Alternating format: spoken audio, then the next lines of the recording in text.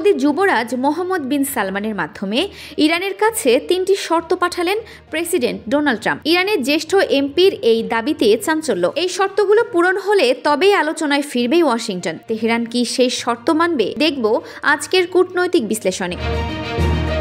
দর্শক, ইরানের সংসদের জ্যেষ্ঠ সদস্য মুস্তফা জন্নুরি সোমবার জানিয়েছেন, যুক্তরাষ্ট্রের প্রেসিডেন্ট ডোনাল্ড ট্রাম্প সৌদি যুবরাজ MBS এর মাধ্যমে তেহরানের কাছে 3টি শর্ত পাঠিয়েছেন।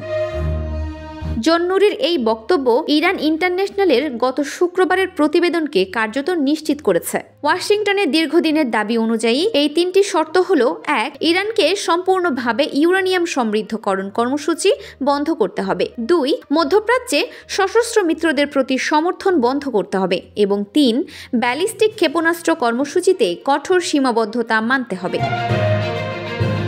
শুরু থেকেই এসব শর্তকে আলোচনার অগ্রহণযোগ্য ভিত্তি হিসেবে প্রত্যাখ্যান করে আসছে। জন্নুরি বলেন, এগুলো আমাদের ধ্বংসের পূর্ব শর্ত। তিনি প্রশ্ন তোলেন, ইসরায়েলকে সমর্থন দেওয়া বন্ধ না করে কেন আমাদের ডানা ছেঁটে দেওয়ার চেষ্টা করা হচ্ছে? তিনি আরো বলেন, আমাদের মিসাইল প্রোগ্রাম বন্ধ করতে বলার বা রেঞ্জ 300 কিলোমিটারে সীমাবদ্ধ করার কোনো যুক্তি নেই।